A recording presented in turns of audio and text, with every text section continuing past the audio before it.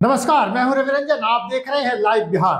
आज हमारे साथ हैं वरिष्ठ पत्रकार भोलानाथ जी और आज बातचीत का मुद्दा है कि बिहार में 2025 के चुनाव की आहट आते ही सभी राजनीतिक दलों में हलचल तेज है। तेजस्वी यादव अपनी यात्रा पर निकल चुके हैं तो बिहार के मुख्यमंत्री नीतीश कुमार भी एक यात्रा शुरू करने वाले हैं। ये यात्राओं की राजनीति जो शुरू हुई है उसके पीछे असल में बिहार में चुनाव को लेकर तैयारी ही है। कल हम लोगों ने बातचीत की थी कि INDIA गठबंधन में सीटों के बंटवारे को लेकर ज्यादा हलचल तेज है, लेकिन वही स्थिति इस बार NDA में भी है। NDA में तो इस बार मारामारी ज्यादा होने वाली है। हम आपको ये बताते चले कि पिछले चुनाव में 2020 में NDA में जो पार्टियां थी इस बार उससे ज्यादा पार्टियां हैं और सभी पार्टियां अपने अपने स्तर से अपने लिए बड़े कोटे की मांग कर रही हैं। उनको ज्यादा सीटें चाहिए होगी। तो इसमें किस तरह से पार्टियां माने NDA के भीतर जो दो बड़ी पार्टियां हैं BJP और JDU, ये अपने कोटे से किन किन पार्टियों को देने जा रही है टिकट, या ये उनके सामने एक बड़ी मुश्किल बनकर उभरने वाली है। इसी पर बातचीत करेंगे। भोलानाथ जी से आपका बहुत स्वागत है लाइव बिहार के इस कार्यक्रम में। सबसे पहले तो नीतीश कुमार की यात्रा शुरू होने वाली है। महिला वोटर्स, हाल के दिनों में जो देखा गया कि महिलाओं ने जम के वोट किया किसी एक पक्ष में और इसका असर वहां भी दिखा। मध्य प्रदेश में जहां लाडली योजना थी, अभी झारखंड में दिख गया मैया योजना। नीतीश कुमार महिलाओं से मिलने जा रहे हैं तो एक बड़े वोट बैंक को नजर में रख के जा रहे हैं। देखिए रवि जी, आप बिल्कुल सही कह रहे हैं कि वैसे तो चुनाव की वास्तविक आहट निर्वाचन आयोग की घोषणा के साथ होती है, लेकिन सियासी तैयारियां पहले से शुरू हो जाती हैं। तो एक तरह से कह सकते हैं कि सियासी आहट शुरू हो चुकी है।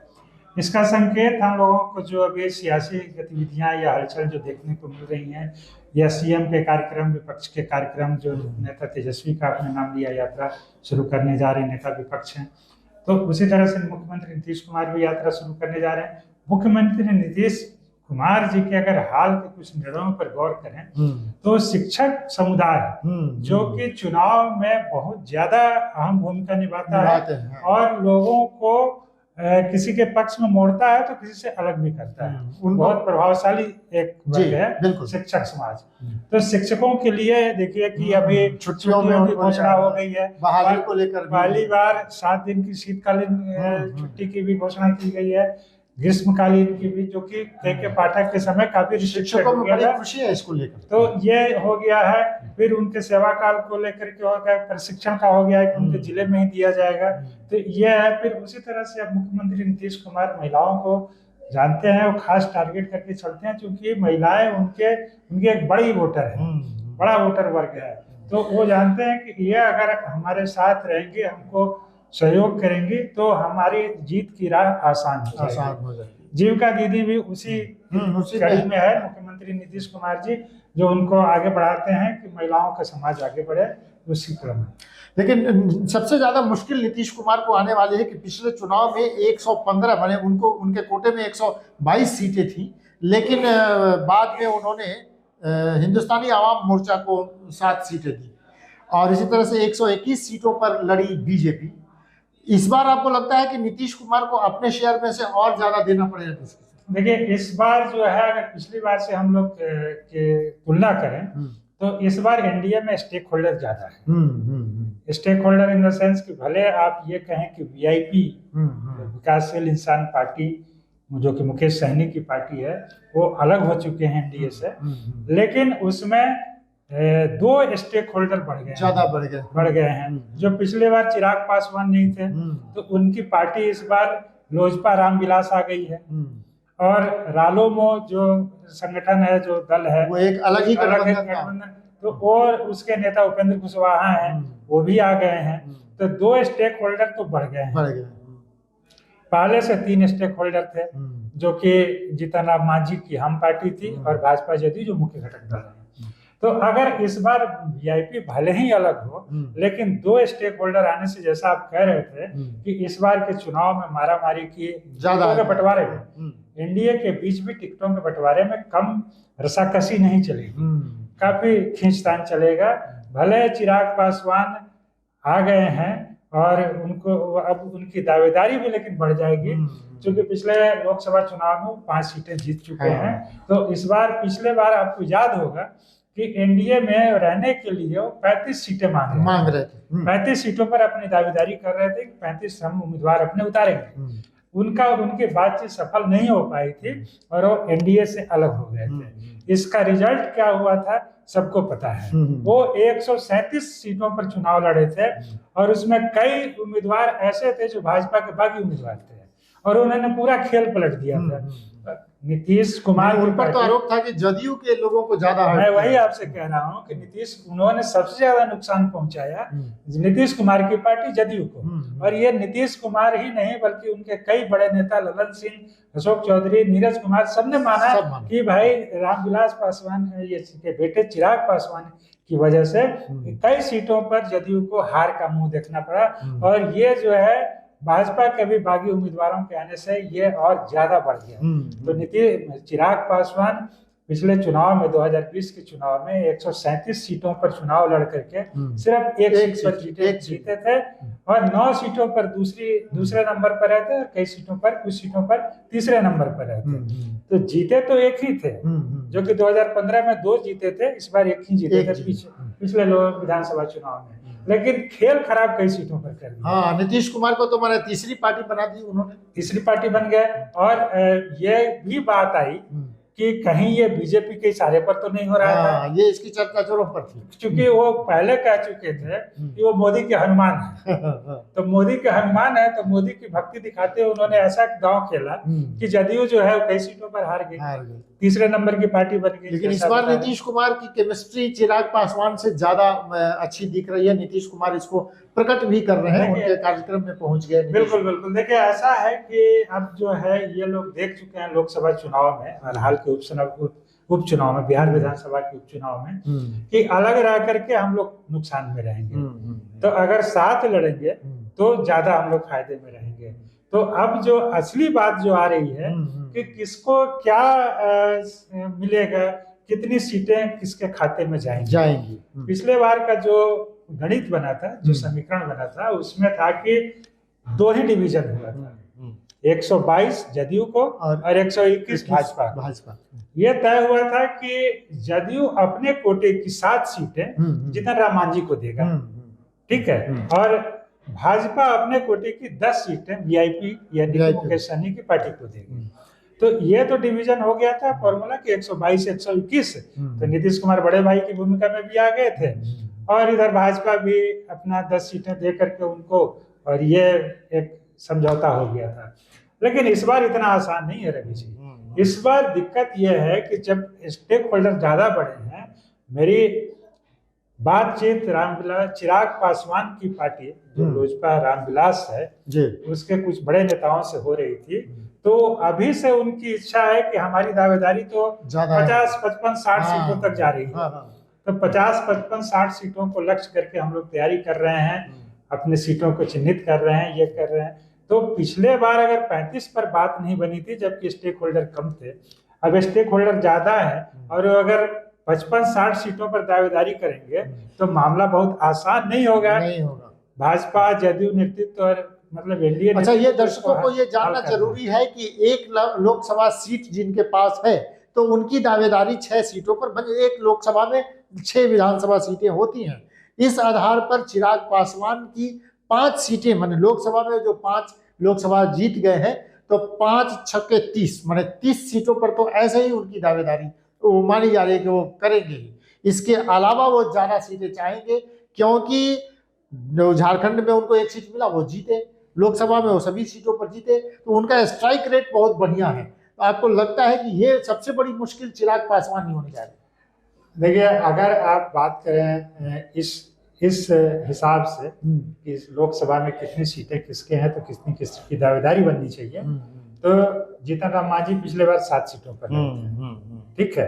अब अगर एक लोकसभा सीट पर है तो अभी और अगर वो 7-6 की बात तो कह रहे हैं, अगर 7 की बात करते हैं तो उसके हिसाब से 35 तो फिर एक बार कम से कम वो मानेंगे।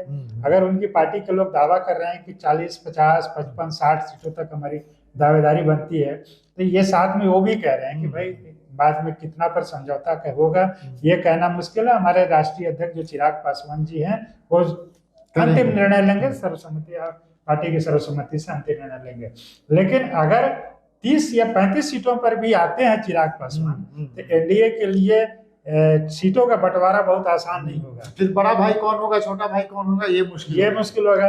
अब जैसे मान लीजिए कि जीतनराम मांझी कह दें कि नहीं हम 10 सीट पर लड़ेंगे, ये कह रहे हैं कि हम कम से कम 55-60 सीट पर लड़ेंगे। अच्छा, जीतनराम मांझी की स्ट्राइक रेट अच्छी थी, वो 4 सीटों पर जीते थे, उनको जो सीटें मिली थी 7 सीटों में 4 जीत गए थे। तो इस बार वो उनका है डिमांड, अगर वो कर सकते हैं कि उनको ज्यादा मिलना चाहिए। बिल्कुल। और अब जो है उपेंद्र कुशवाहा की पार्टी रालोमा भी आ गई है, तो इनमें किस तरह से सीटों का तालमेल, कैसे सहमति बनती है, जो कि 243 सीटें ही हैं। अब जदयू का ये बात निश्चित रूप से है कि जदयू और भाजपा की सीटें कम होने जा रही हैं। दर्शकों को बातचीत में शामिल करते हुए आप भी कमेंट बॉक्स में कमेंट लिखकर आप इस बातचीत में शामिल हो सकते हैं।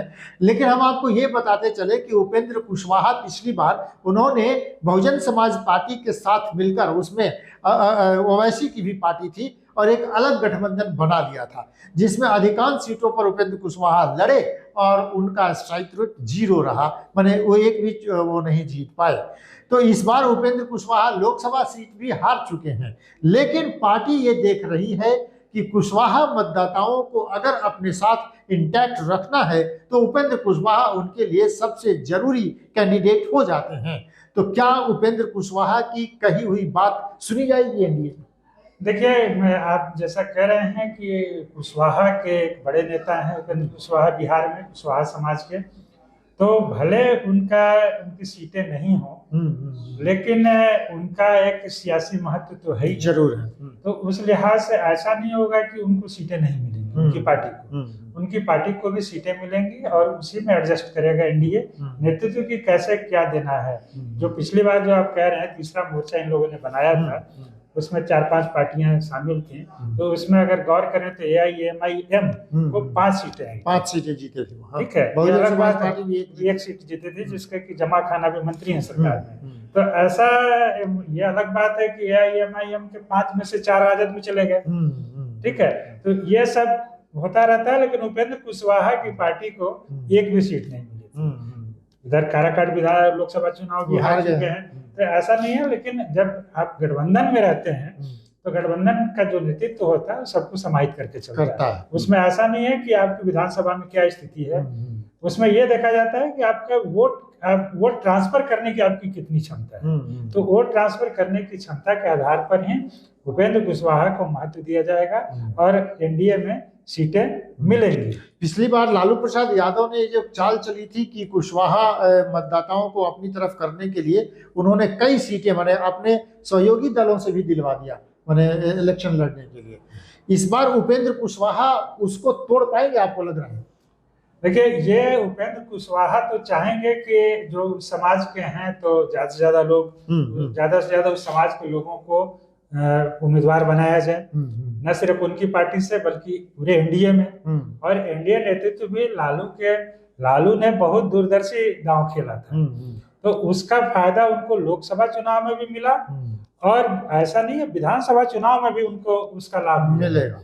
तो वो उस चीज को, उस रणनीति, लालू की उस रणनीति को, उस माहिर सियासी चाल को, ऐसा नहीं है कि एनडीए भी नहीं समझ रहा है, भाजपा जदयू भी समझ रहे हैं। और उसी हिसाब से कुशवाहा समाज को, इन लोगों को भी मैदान में उतारना पड़ेगा, अपना उम्मीदवार बनाना पड़ेगा। नहीं तो कुशवाहा समाज एक ऐसा सियासी रूप से जागरूक समाज है कि पार्टी नहीं देखता है, वो अपना समाज देखता है और अपने जाति के आधार पर वोट करता है। अगर उसको अपने मतलब राजद से या कांग्रेस से या माले से अगर उसका समाज का कोई उम्मीदवार मिल गया और वहां सामने में अगर भाजपा जदयू से किसी कोई उम्मीदवार नहीं है, तो ऐसा नहीं, वो अपने समाज के उम्मीदवार को वोट दे देता है, भले वो कितना ही भाजपा से जुड़ा हो या जिससे भी जुड़ा। अच्छा, अमूमन यही बात भूमिहार मतदाताओं के साथ भी और राजपूतों के इस बातचीत में ये जोड़ना बहुत जरूरी है कि तिरहुत में एक उपचुनाव हो रहा है MLC का, जिसमें राकेश रोशन राजपूत समाज से आते हैं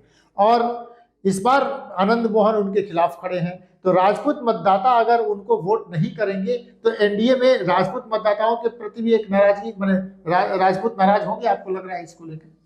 देखिए, ये जो हम लोग भी चर्चा कर चुके हैं कि ये जो विधान परिषद का जो चुनाव होता है, स्नातक निर्वाचन या शिक्षक निर्वाचन, ये थोड़ा सा अलग तरह का चुनाव है, होता है। हाँ। इसमें खास वोटर होते हैं और इसमें धनबल और चुनावी प्रबंधन का जोर रहता है।